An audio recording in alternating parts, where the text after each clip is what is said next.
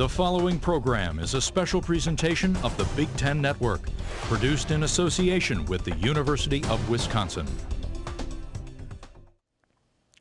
Does science have a marketing problem?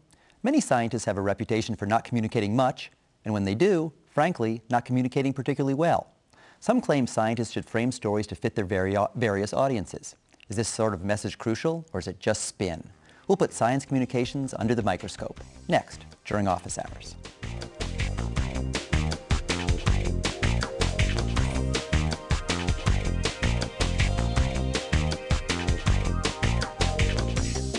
Hi, I'm Ken Goldstein, professor of political science at the University of Wisconsin. Scientific research has huge implications on our global society. Joining us today is Professor Dominique Brossard, life science communication professor and an expert on public attitudes on stem cells, nanotechnology, and other science. Her research focuses on the intersection of science, media, and public policy. Dominique, welcome to Office Hours. Thank you for having me. Appreciate you coming by. Tell me, if you can, why is it important for scientists to communicate their findings, to communicate the sort of research they're doing? Well, I think, Ken, you actually pointed out to the right point when in your introduction you were saying that now science has implications for society. You know, every day we are using new technologies, we are using scientific innovations that have an impact on our everyday life in ways that had never been so true before. And the ones that actually are producing those research findings are the scientists themselves. With science, you know, advancing at such a fast pace, we need to make sure that the ones that actually know what's going on in the scientific field are the ones that have a say on how is it communicated to the public. And since the public, most of the time with the taxpayer money, are contributing to the scientific research themselves, I think it's very important to have everybody in the loop. And lots of grants now for scientists will have some sort of mandatory outreach or communication component to them now, isn't that correct? Yes, and I would make a distinction between research and outreach to some extent, in the sense that people like me, for example, will be researching what are the societal implications of those new discoveries, nanotechnology, how will it impact us, what kind of regulation should be in place, versus outreach itself would be to explain to broad audiences how all these work. And since the Human Genome Project, actually, that was attempting to map all the genes that are in human beings, since you know, the Human Genome Project came to be funded by the Department of Energy, you have a mandatory amount of each federal funds exploring research and development for new technology that have to focus on societal implication, ethical, legal, and social implication of those technologies. So I feel like we're sort of sitting here, you know, we social scientists talking about our colleagues behind their back who are the other sorts of scientists. But there has been serious resistance by some people to step out of the lab and communicate their research. And when they do that, they sort of seem to think that the findings, the science, if you will, should speak for itself. Yeah, correct. That, going back, we're not the social science, you know, going after the science. I'm a scientist myself, actually. I was trained as a geneticist, you know, a master in plant genetics, and I feel that I'm actually part of those two words, so I understand, you know, where both words are coming from. And if there has been maybe some resistance for scientists, because it's not always clear what are the rewards for them if they do so. And let's say the culture of the scientific community until very recently wasn't to reward scientists that would try to do so. Let's remember Carl Sagan, for example, the most famous science communicator, that was denied, you know, membership to the Academy of Science for being too much of a public figure. So there is still a tension between, you know, scientists and that public figure approach. A lot of them are not quite sure if that's the right way to go. You know, say more about that. So, you know, someone growing up when I grew up in the United States, Carl Sagan was the face of science. Billions and billions was what Carl Sagan would say as he was explaining the explaining the universe, and then much parodied, of course. I mean, is it still now in 2011 a pejorative for someone to be a scientist and also to be a public intellectual or to be a communicator? I think, to be honest, it depends of your institution. It depends of the reward mechanism of your institution. Let's say, you know, like some institute, for example, for the tenure process, won't reward a popular book as part of your tenure packet. You're supposed to have peer review, you know, publications, and writing a popular book will take time and energy and may impact your productivity as far as research. So I think, you know, we are in changing times with, you know, organizations such as the Association for Advancement of Science encouraging scientists to take that public communication aspect very seriously, but maybe the scientific community as a whole not embracing it as much as they should. And again, it depends on the discipline. As you know, like let's say some discipline, let's say you talked about astronomy, to some extent have a much more, you know, direct interaction with the public, because citizens are the astronomers. You cannot have scientists by themselves gather all that data, or ornithology, for example, citizen scientists that gather data. But other fields, such as, let's say, physics, have a less intuitive relationship with the public that would encourage, you know, scientists to be very straightforward about what they do.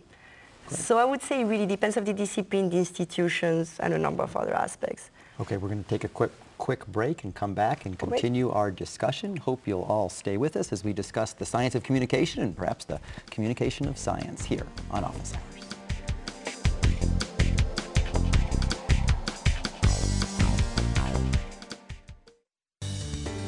This program is a production of the University of Wisconsin-Madison. If you have comments about this broadcast, please email them to programming@uc.wisc.edu. Where others saw lumber, we recognized a treasure. Where others saw the night, we chose the stars. Where others saw pieces, we unlocked the puzzle that could mean the end of paralysis and cancer. Since 1848, thinkers and achievers at Wisconsin have fearlessly sought ideas that transform the world. Keep on, Wisconsin. Keep on.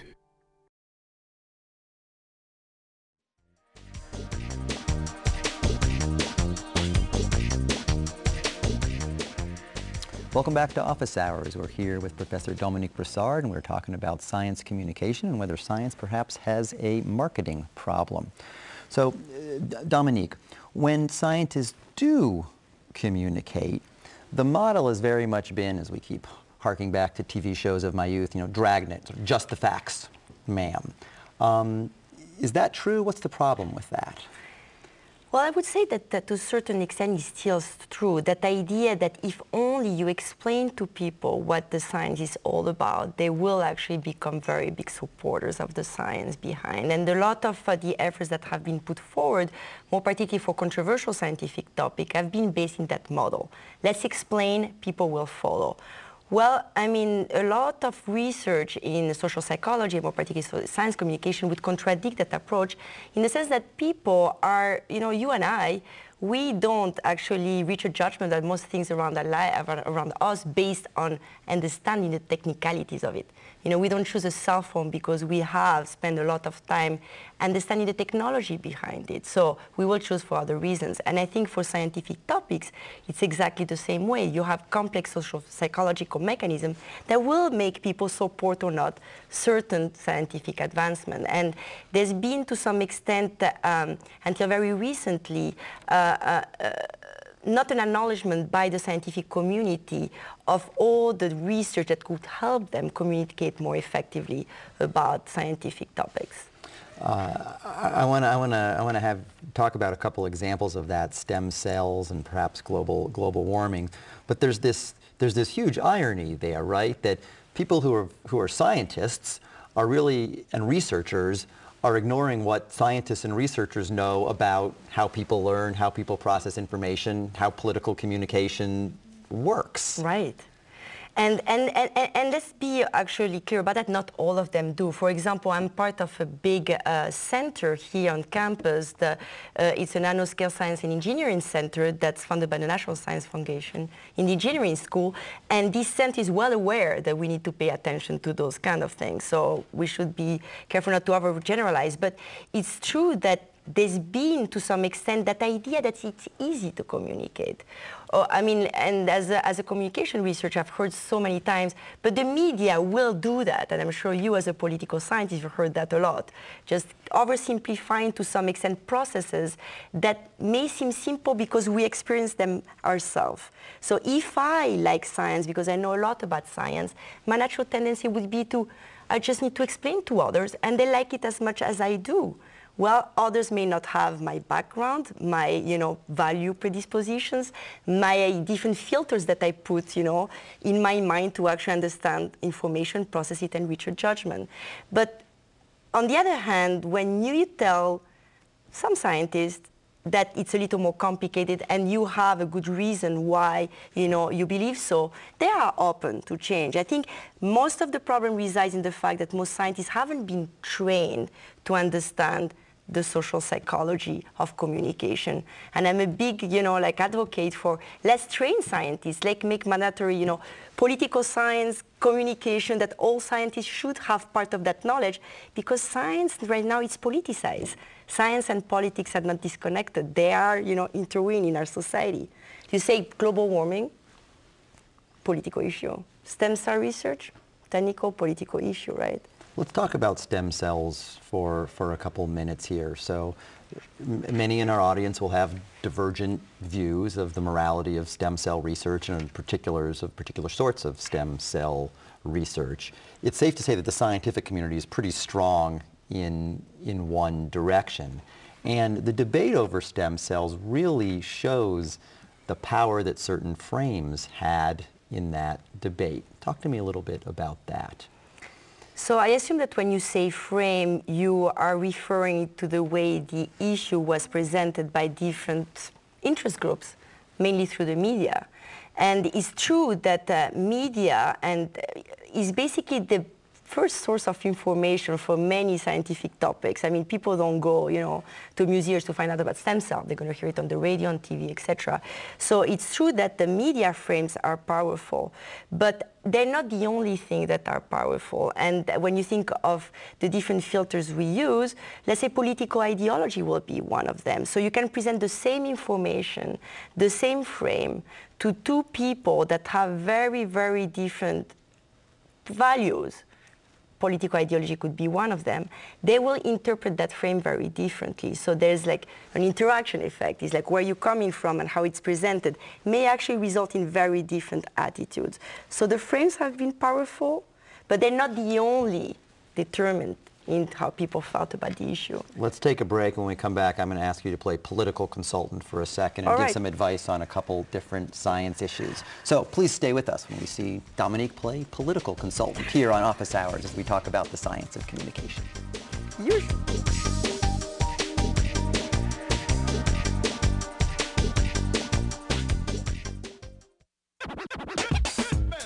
Great People is our campaign for need-based scholarship aid. It's the key to the long-term well-being of the university as a whole. In 1970, tuition cost about $500. Today, it's about $9,000. We don't want UW-Madison to be a university that is deemed to be out of reach. The Great People Scholarship gives students a chance to succeed in life. Support the Great People Scholarship. Visit uwgreatpeople.org.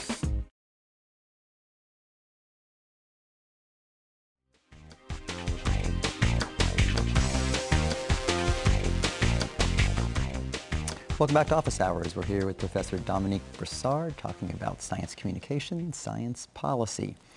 So Dominique, let's say you were a political consultant or a media consultant advising people working on stem cell research about how to communicate their findings. I guess it would depend on which audience you're speaking to, but what would be some specific things you would say to them about fundamentals to be aware of and language to use?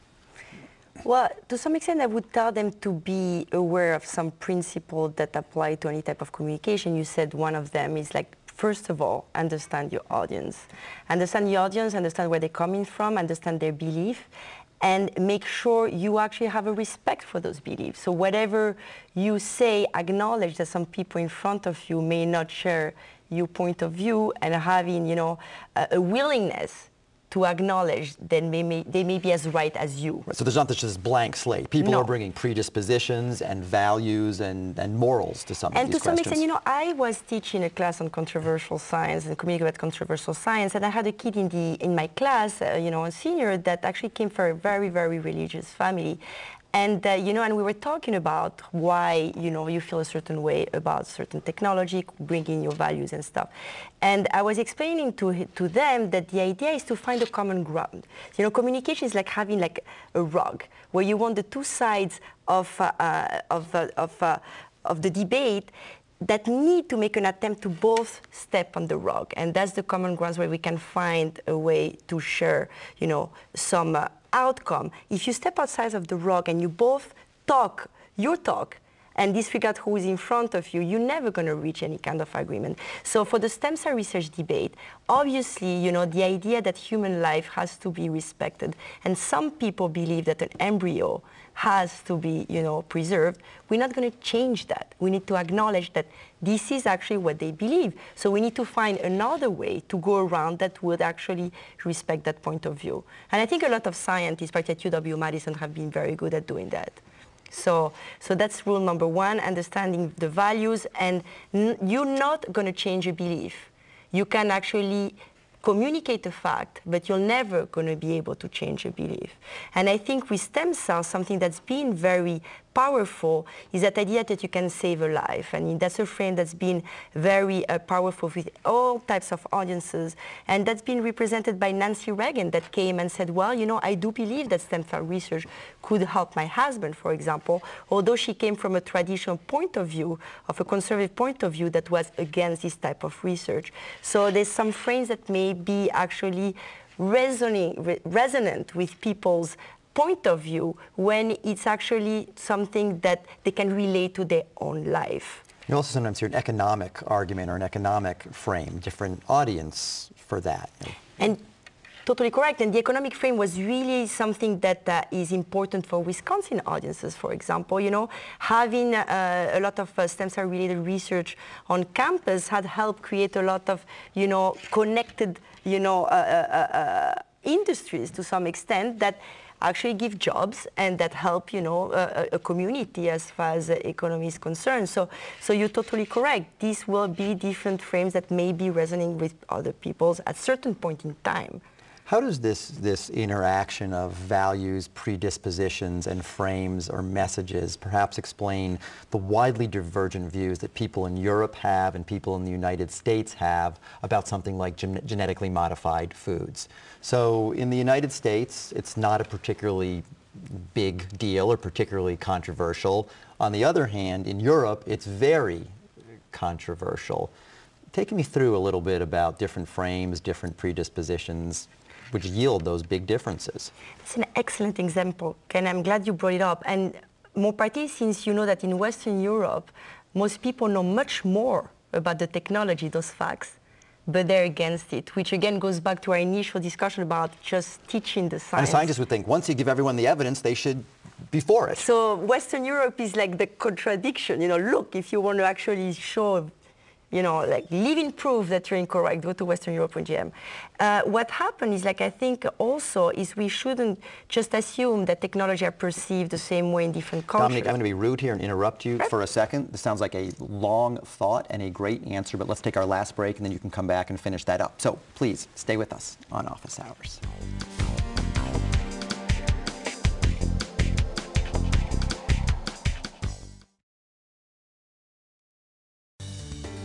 This program is a production of the University of Wisconsin-Madison. If you have comments about this broadcast, please email them to programming@uc.wisc.edu. Welcome back to Office Hours here with Dominique Brossard. Dominique, so I interrupted you as you were telling me some of the reasons why there's a difference in these attitudes between genetically modified foods in the United States and Europe. So let you finish. Right, so it's not because they don't know. I think what you need to take into account also is the whole attitude toward food that's very different in the United States than, let's say, in France. So there's number one, that idea that you mess up with the food that's brought to us by what's perceived to be American corporations, imperialism that come and impose, let's say, to Western Europe, things that are not connected to the country itself. So I think number one, there's that vision that the food will be to some extent contaminated. Number two, is brought up by those big corporations. And number three, it's actually against what we call the precautionary principle. That idea that in Europe, unless you know that something is very safe, you're going to try, at least Western Europe, you're going to try to avoid it. Versus in United States, you're going to actually, let's say, market genetic engineering food because in substance it's equivalent to other type of foods. So there are very different layers here. The culture with food, the resistance to American imperialism, and the idea that I mean Europeans, are, wary of actually putting into consumption something that they're not completely sure it's safe. So the lessons are that just the facts don't matter, yes, that predispositions matter, and that these predispositions interacting with different sorts of arguments that are going to resonate with different cultures matter.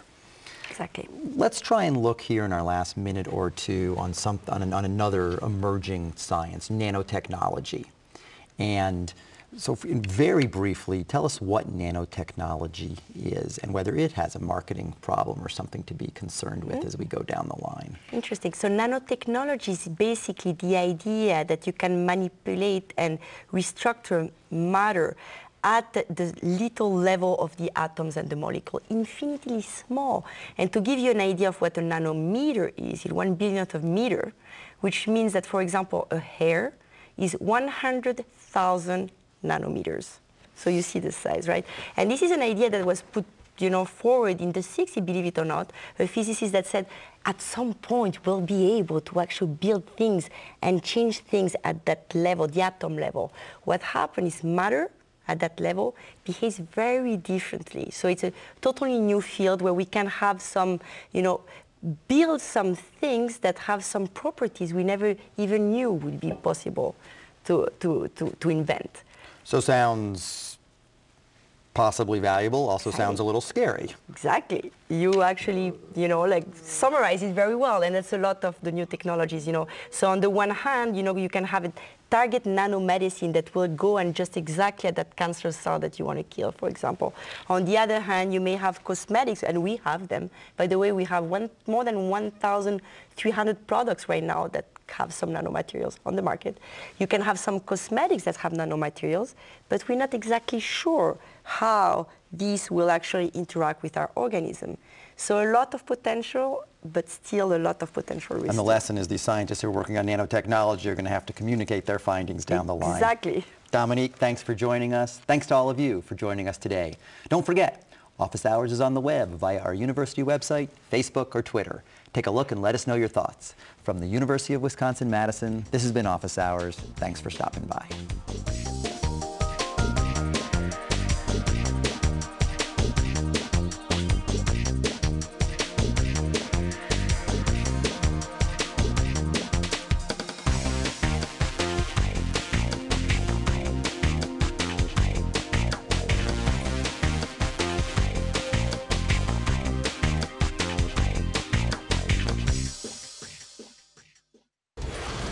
The preceding program was produced by the University of Wisconsin in association with the Big Ten Network.